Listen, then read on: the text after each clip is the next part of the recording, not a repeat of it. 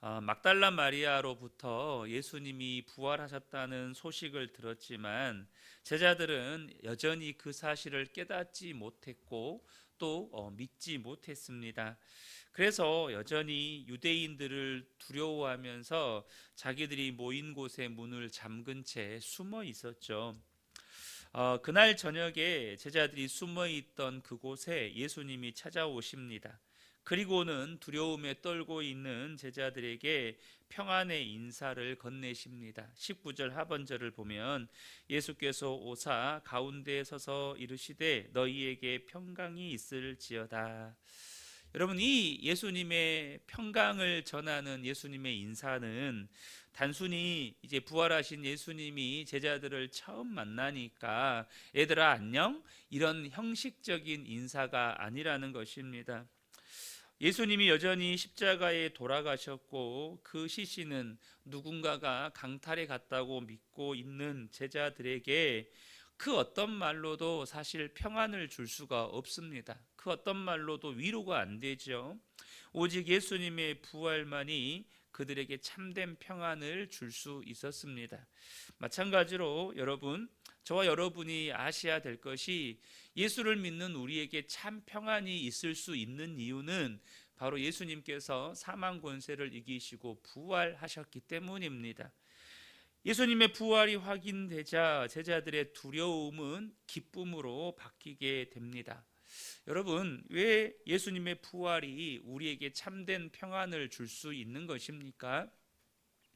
우리가 흔히 부활장이라고 말하는 고린도전서 15장을 보면 부활이 가지는 의미를 정확하게 우리에게 설명을 해줍니다. 조금 긴데요, 17절부터 22절까지 제가 읽어드리도록 하겠습니다. 그리스도께서 다시 살아나신 일이 없으면 너희의 믿음도 헛되고 너희가 여전히 죄 가운데 있을 것이요 또한 그리스도 안에서 잠자는 자도 망하였으리니 만일 그리스도 안에서 우리가 바라는 것이 다만 이 세상의 삶뿐이면 모든 사람 가운데 우리가 더욱 불쌍한 자이리라.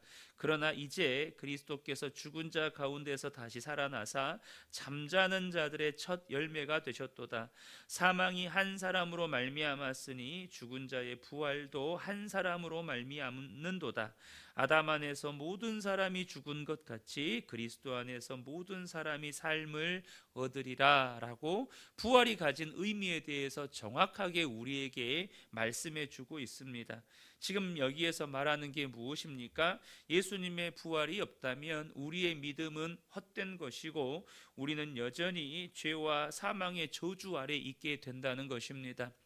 여러분, 왜 예수님의 부활이 없으면 그렇게 되는 것입니까? 만약에 예수님이 십자가에서 죽으셨다가 부활하시지 않았다면 그것은 무엇을 증명하는 것이 되는 것입니까? 예수님이 우리의 죄를 대속해서, 죄 없는 예수님이 우리의 죄를 대속해서 죽으신 것이 아니라 그저 한 사람의 인간이 자기의 죄 때문에 죽은 것 그 이상의 의미가 없기 때문에 그렇습니다. 그러나 예수님께서 십자가에서 죽으신 다음에 부활하심으로 말미암아 예수님은 우리의 모든 죄를 대신 짊어지시고 우리의 죄를 대속하시기 위해서 십자가에 죽으셨다는 것이 증명되었고 그로 인해서 우리의 모든 죄가 사함받고 의롭게 된 것이죠.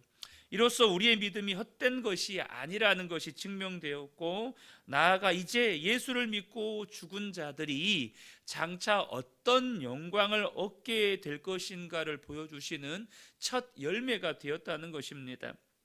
그래서 여러분, 아담 한 사람으로 말미암아 모든 사람이 죄와 사망에 처하게 되었습니다. 그런데 이제 예수 그리스도 한 분으로 말미암아 예수를 믿는 모든 사람이 부활의 영광에 참여하게 되는 것입니다. 그래서 여러분, 첫 번째 아담이 있었잖아요. 예수님을 두 번째 아담이라고 성경은 말씀하는 것입니다. 그러므로 예수님의 부활이 비록 우리의 삶에 때로는 근심이 있고 고통이 있고 정말로 죽을 것 같은 삶에 어려움이 있지만 예수님의 부활이 가져다 주는 것이 무엇입니까? 우리는 모든 죄와 사망 가운데에서 건짐을 받았고 우리는 반드시 부활의 영광을 얻게 될 것이라는 이 정확한 진리의 선포가 우리에게 참된 평안을 준다는 것입니다. 사랑하는 성도 여러분, 예수님의 부활이 가져다주는 참 평안을, 비록 저와 여러분의 삶의 현장에 지금 예수님의 부활을 믿지 못해서 두려움에 떨고 있는 제자들과 같은 그런 어려움이 있다 할지라도 그 부활이 내 안에서 진리가 되고 생명이 되고 믿어지면 참된 평안을 누리게 되는 것입니다. 그런데 부활하신 예수님이 찾아오신 그 현장에 없었던 인물이 있어요. 바로 도마이죠. 도마는 다른 제자들이 예수님이 부활하셨다라고 하는 이 증언을 믿지를 못했습니다. 우리는 흔히 의심 많은 도마라고 말하잖아요. 그런데 여러분, 도마만 의심 많은 게 아니고요, 다른 제자들도 똑같이 의심이 많았어요. 다른 제자들이 지금 예수님이 부활하셨다라고 도마에게 전할 수 있었던 이유는 그들이 먼저 부활하신 예수님을 만났기 때문이지 도마보다 더 좋은 믿음을 가지고 있었기 때문이 아니라는 거예요. 그러니까 여러분, 저와 여러분 주변에 도마 같은 사람이 있을 수 있잖아요. 난 예수 안 믿어. 여러분, 그 사람과 내가 다른 게 아니에요. 내가 먼저 예수님을 만났기 때문에 지금 믿고 있는 것이지 그 사람보다 믿음이 좋아서 내가 예수님을 믿고 있는 게 아니라는 것입니다. 그래서 제가 우리 기초 성경 공부 때도 이야기를 하지만 우리는 믿음에 관하여서 자랑할 것이 아무것도 없다는 것입니다. 내가 받은 구원에 관해서 우리는 자랑할 게 없어요. 먼저 내가 예수님을 만났을 뿐이에요. 그래서 믿어진 거죠. 그런데 그런 도마에게 예수님께서 나타나셔서 자신의 몸을 만져보고 믿으라고 도전하십니다. 27절 보면 도마에게 이르시되 내 손가락을 이리 내밀어 내 손을 보고 내 손을 내밀어 내 옆구리에 넣어보라. 그리하여 믿음 없는 자가 되지 말고 믿는 자가 되라. 그런데 오늘 본문에 예수님께서 만져보고 정말 믿어라, 그리고 정말 이제는 믿는 자가 되라 라고 도전하실 때, 그런 예수님의 도전을 듣고 도마가 즉시 고백합니다. 나의 주님이시요 나의 하나님이십니다. 여러분, 도마가 만져보고 믿은 거 아닙니다. 예수님께서 그렇게 도전하시니까 곧바로 도마의 입에서 예수님은 나의 주님이시고 나의 하나님이십니다 라는 이 고백을 해요. 그때 주님이 중요한 말씀을 하십니다. 29절에 예수께서 이르시되 너는 나를 본고로 믿느냐? 보지 못하고 믿는 자들은 복되도다. 도마가 만져보고 믿은 거 아니고요, 예수님을 보고 믿었어요. 그런데 예수님께서 보고 믿는 믿음이 복된 게 아니고 보지 못하고 믿는 믿음이 진짜 복되다. 아마 물론 보고 믿는 믿음도 복된 믿음이죠. 근데 보지 못하고 믿는 믿음이 진짜 필요하다는 거예요. 왜 예수님이 이 말씀을 하실까요? 이제 곧 예수님은 승천하십니다. 그리고 제자들은 더 이상 예수님을 눈으로 볼 수 없어요. 나아가서 제자들을 통해서 전해지는 복음을 통해서 예수를 믿는 자들도 더 이상 예수님을 눈으로 보고 믿는 게 아니에요.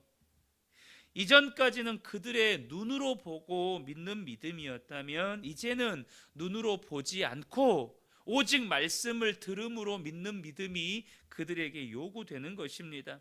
말씀을 듣고 믿어야 그 믿음이 이제 눈에 보이는 것이나 상황이나 환경에 흔들리지 않는 믿음으로 자라게 되는 거예요. 언제나 보여줘야만 믿는다면 그 믿음은 정말로 건강하고 성숙한 믿음이 될 수 없다는 거예요. 병 고쳐지는 것이 보여야, 죽은 자가 살아나는 것이 보여야, 내 눈에 어떤 환상이 보여야, 하늘에서 무슨 신비한 현상이 일어나는 게 보여야 믿는 믿음은 언제나 그 보이는 것 때문에 흔들리고 요동치는 믿음일 수밖에 없다는 것입니다. 그런데 어떻게 보지 않고 믿는 믿음이 가능하게 되는 것입니까? 바로 예수님께서 승천하신 후에 보내주실 성령으로 인해서 가능해지는 것입니다. 그래서 사도 요한이요, 오늘 본문에 보지 않고도 믿는 믿음의 중요성을 강조하기 위해서 오늘 본문 말미에 이 책을, 그러니까 요한복음을 기록한 목적을 서술해 주고 있어요.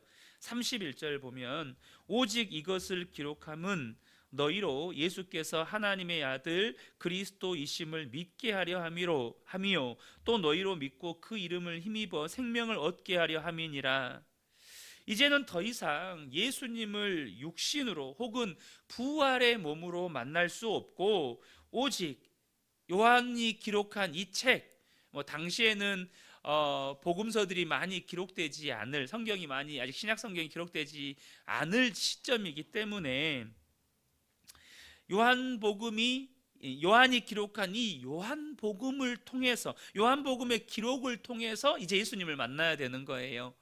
어제도 제가 잠깐 말씀을 나누었지만 여러분, 부활하신 예수님은요, 여러분 이제는 성경을 통해서 우리를 만나 주시는 하나님이십니다.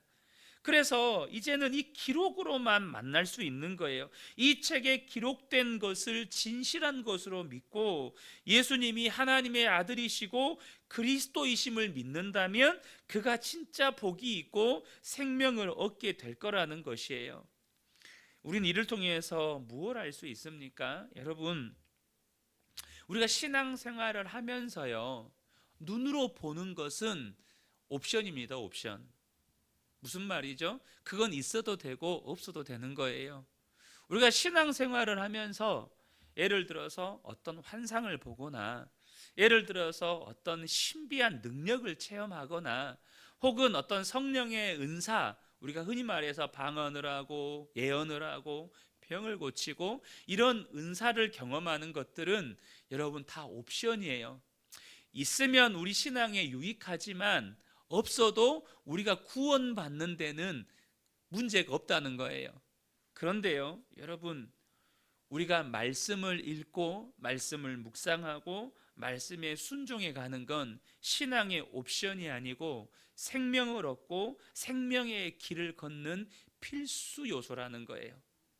여러분, 차에 엔진이 있어야 됩니까? 없어야 됩니까? 엔진은 옵션이 아니고 필수 선택입니다. 차에 핸들이 있어야 됩니까? 없어야 됩니까? 핸들이 있어야죠. 옵션이 아니고 필수 선택 항목이에요. 필수 항목이라는 것입니다. 마찬가지로 여러분, 우리가 말씀을 읽고 묵상하고 순종하는 건 내가 예수를 믿고 해도 되고 안 해도 되는 게 아니에요. 오늘 본문에 요한이 이야기하잖아요. 이것을 기록함은 너희로 예수께서 하나님의 아들 그리스도이심을 믿게 하려 함이요 너희로 믿고 그 이름을 힘입어 생명을 얻게 하려 함이라. 성경을 기록한 목적이 예수님이 하나님의 아들이심을 믿고 생명 얻게 하려고 성경을 기록해 놨다는 거예요. 그러니 저와 여러분이 날마다 성경을 읽고 성경을 묵상하고 성경 말씀에 순종해 가는 것이 예수님을 믿고 생명을 얻는 중요한 핵심이라는 것입니다.